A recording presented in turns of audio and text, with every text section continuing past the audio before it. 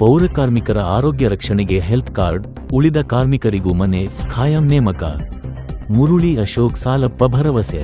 ಹಾಸನದಲ್ಲಿ ಪೌರಕಾರ್ಮಿಕರ ಆರೋಗ್ಯ ಮತ್ತು ಸಾಮಾಜಿಕ ಭದ್ರತೆಗೆ ರಾಜ್ಯ ಸರ್ಕಾರ ವಿಶೇಷ ಆದ್ಯತೆ ನೀಡುತ್ತಿದ್ದು, ನೇರ ವೇತನದ ಪೌರಕಾರ್ಮಿಕರಿಗೆ ಆರೋಗ್ಯ ವಿಮೆ ಆಧಾರಿತ ಹೆಲ್ತ್ ಕಾರ್ಡ್ ವಿತರಿಸುವ ಮೂಲಕ ಉತ್ತಮ ವೈದ್ಯಕೀಯ ಸೌಲಭ್ಯ ಒದಗಿಸಲಾಗುತ್ತಿದ್ದು, ಉಳಿದ ಕಾರ್ಮಿಕರಿಗೂ ಮನೆ ಹಾಗೂ ಖಾಯಂ ನೇಮಕ ಮಾಡಲಾಗುವುದು ಎಂದು ಕರ್ನಾಟಕ ರಾಜ್ಯ ಸಫಾಯಿ ಕರ್ಮಚಾರಿ ಅಭಿವೃದ್ಧಿ ನಿಗಮದ ಅಧ್ಯಕ್ಷ ಮುರುಳಿ ಅಶೋಕ್ ಸಾಲಪ್ಪ ಹೇಳಿದರು.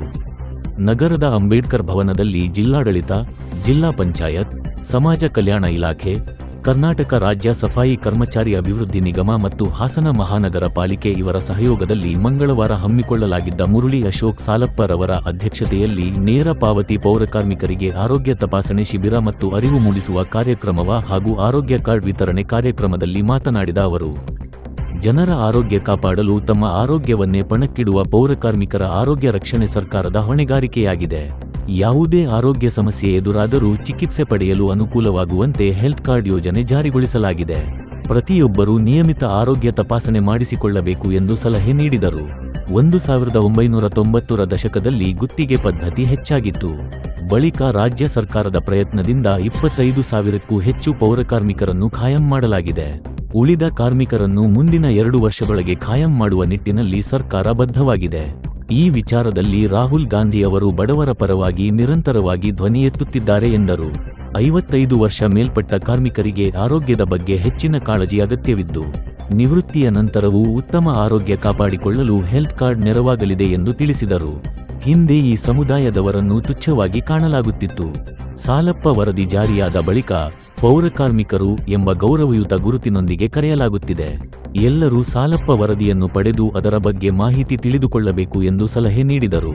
ರಾಜ್ಯದಲ್ಲಿ ಸುಮಾರು 7,500 ಮ್ಯಾನುಯಲ್ ಸ್ಕ್ಯಾವೆಂಜರ್ಗಳಿಗೆ ಆರೋಗ್ಯ ವಿಮೆ ಸೌಲಭ್ಯ ಕಲ್ಪಿಸುವ ಗುರಿ ಹೊಂದಲಾಗಿದೆ ಎಂದು ತಿಳಿಸಿದ ಅವರು, ಪೌರಕಾರ್ಮಿಕರ ಮಕ್ಕಳ ಶಿಕ್ಷಣಕ್ಕೂ ಸರ್ಕಾರ ಹೊಸ ಯೋಜನೆಗಳನ್ನು ರೂಪಿಸುತ್ತಿದೆ.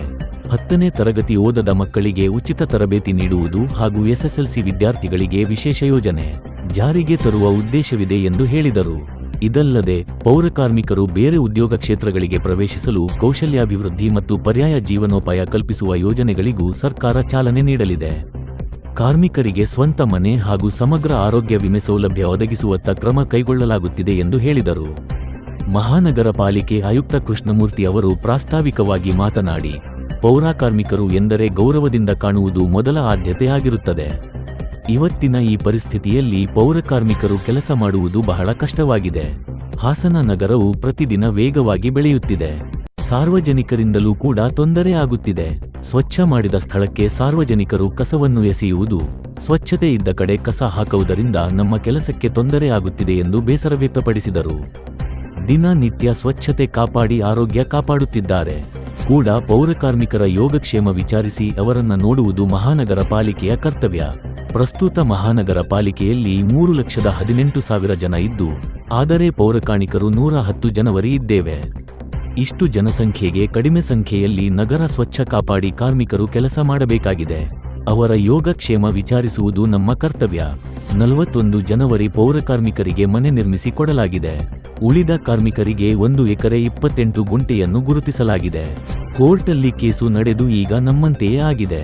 ಸರ್ಕಾರವು ಕೂಡ ಉನ್ನತ ಮಟ್ಟದಲ್ಲಿ ಯೋಗಕ್ಷೇಮ ವಿಚಾರಿಸುತ್ತಿದೆ. ರಾಜ್ಯ ಹಣಕಾಸು ನಿಧಿಯಲ್ಲಿ 25% ಕಾದಿರಿಸಿದೆ. ಮಕ್ಕಳಿಗೆ ವಿದ್ಯಾಭ್ಯಾಸ ಆಗಲಿ, ಕೆಲಸ ಮಾಡಲು ಚಟುವಟಿಕೆ ಆರಂಭಿಸಿದರೆ ಸಾಲ ಕೊಡಲಿದೆ. ಮೂಲಭೂತ ಸೌಕರ್ಯಕ್ಕೂ ಹಣ ಕೊಡಲು ಅನುಮೋದನೆ ನೀಡಿದೆ. ಮಹಾನಗರ ಪಾಲಿಕೆಯಲ್ಲಿ ಎಲ್ಲಾ ಮೂಲಭೂತ ಸೌಕರ್ಯಕ್ಕೆ ಮುಂದಾಗಿದೆ. ಅನೇಕ ಕಾರ್ಯಕ್ರಮವನ್ನು ಮಾಡುತ್ತಿದ್ದು, ಇದರ ಸದುಪಯೋಗ ಪಡೆದುಕೊಳ್ಳಬೇಕು ಎಂದರು. ಪೌರಕಾರ್ಮಿಕರು ಉನ್ನತ ಮಟ್ಟಕ್ಕೆ ಹೋಗಬೇಕು. ಜ್ಯೋತಿ ಸಂಜೀವಿನಿಯು ಇತರೆ ಮೂಲಭೂತ ಸೌಕರ್ಯ, ಸೌಲತ್ತುಗಳು ಕೊಡಬೇಕು ಎಂಬುದು ಪೌರಕಾರ್ಮಿಕರ ಬೇಡಿಕೆಯಾಗಿದೆ ಎಂದರು. ಕಾರ್ಯಕ್ರಮದಲ್ಲಿ ನಿಗಮದ ಸಲಹೆಗಾರ ಕುಮಾರ್, ದಲಿತ ಹಿರಿಯ ಮುಖಂಡ ಎಚ್.ಪಿ. ಶಂಕರರಾಜು, ಮನುಕುಮಾರ್, ಎಇ ಸತ್ಯನಾರಾಯಣ್ ಇತರರು ಉಪಸ್ಥಿತರಿದ್ದರು. ಹೊರಡೋಗ್ತಾ ಇತ್ತು. ಮನೆಯಲ್ಲಿ ಮಲಗಿರ್ತಕ್ಕಂಥ ಮಕ್ಕಳನ್ನು ಕೂಡ ಗಮನ ಕೊಡ್ತಾ ಇರಲಿಲ್ಲ. ಆ ಮಗು ಎದ್ದೇಳುತ್ತಾ, ಮಖ ತೊಳೆದು ತಿಂಡಿ ತಿನ್ನುತ್ತಾ, ಶಾಲೆಗೆ ಹೋಗುತ್ತಾ ಅಂತಕ್ಕಂಥದ್ದು ಬಗ್ಗೆ ಆ ತಾಯಿಗೆ ಗಮನ ಇರ್ತಾ ಇರಲಿಲ್ಲ. ಈ ಸಮಾಜದ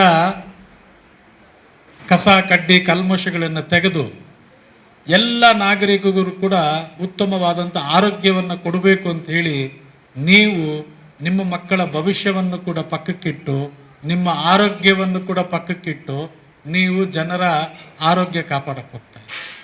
ಸಮಾಜಕ್ಕೆ ನೀವು ಮತ್ತೊಂದು ತಾಯಿ ಸ್ವರೂಪ. ಅವ್ರು ಜನ್ಮ ಕೊಟ್ಟಂಥ ತಾಯಿ ತನ್ನ ಮಕ್ಕಳನ್ನು 3 ವರ್ಷ 4 ವರ್ಷಗಳ ಕಾಲ ನೋಡ್ಕೊಳ್ಳುತ್ತೆ. ನಂತರ ಅವ್ರು ಬದುಕಿರೋವರೆಗೂ ಕೂಡ ಅವ್ರಿಗೆ ಒಳ್ಳೆ ಆರೋಗ್ಯ ಕೊಡ್ತಕ್ಕಂಥದ್ದು ನೀವೇ. ನೀವು ಆ ಜನರಿಗೆ 2ನೇ ತಾಯಿ. ನೀವು ನಿಮ್ಮ ಆರೋಗ್ಯವನ್ನು ಕೆಡಿಸ್ಕೊಂಡು ಇವ್ರಿಗೆ ಆರೋಗ್ಯವನ್ನು ಕೊಡ್ತೀರಿ.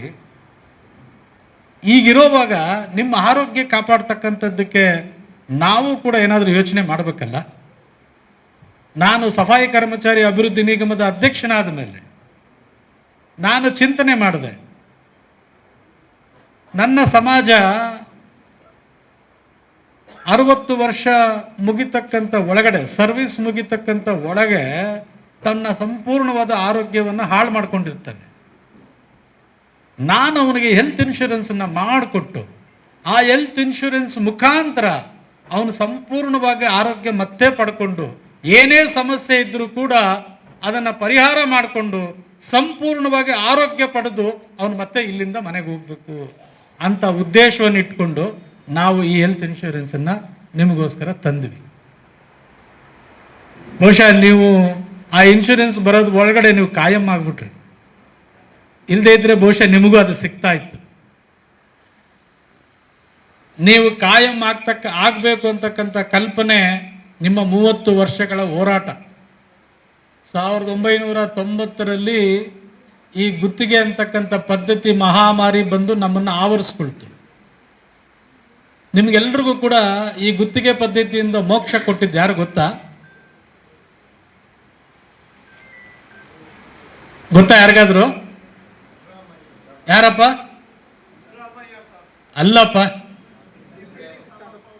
ಅಲ್ಲಪ್ಪ ಕೂತ್ಕ ಹೇಳ್ತೀನಿ. ನಿಮಗೆಲ್ಲ ಕೂಡ ಇದಕ್ಕೆ ಮುಂದೆ ಮೋಕ್ಷ ಕೊಟ್ಟಂಥವ್ರು ಸನ್ಮಾನ್ಯ ಶ್ರೀ ರಾಹುಲ್ ಗಾಂಧಿ ಅವರು. ರಾಹುಲ್ ಗಾಂಧಿ ಅವರು 2023ರ ಚುನಾವಣೆಗಿನ ಮುಂಚೆ ಬ್ಯಾಂಗ್ಳೂರಲ್ಲಿ ಪೌರ ಕಾರ್ಮಿಕರೊಂದಿಗೆ ಸಂವಾದ ಅಂತ ಮಾಡಿದ್ರು. ಇದೇ ರೀತಿ ಸುಮಾರು ಒಂದು 5,000 ಜನ ಪೌರ ಕಾರ್ಮಿಕರು ಕೂತಿದ್ರು. ರಾಹುಲ್ ಗಾಂಧೀಜಿಯವರು ಬಂದರು ಬ್ಯಾಂಗ್ಳೂರಿಗೆ. JP ನಗರದಲ್ಲಿ RV ಡೆಂಟಲ್ ಕಾಲೇಜ್ ಅಂತಿದೆ, ಇಂಡೋರ್ ಸ್ಟೇಡಿಯಮಲ್ಲಿ ಈ ಕಾರ್ಯಕ್ರಮ ಆಗಿತ್ತು.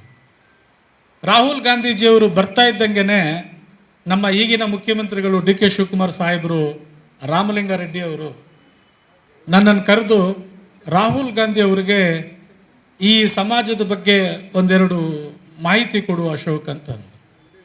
ಅವ್ರು ಒಳಗಿಂತ ಕೂತಿದ್ರು. ನಾನು ಒಳಗಡೆ ಹೋಗಿ ಹೇಳಿದೆ, ಸ್ವಾಮಿ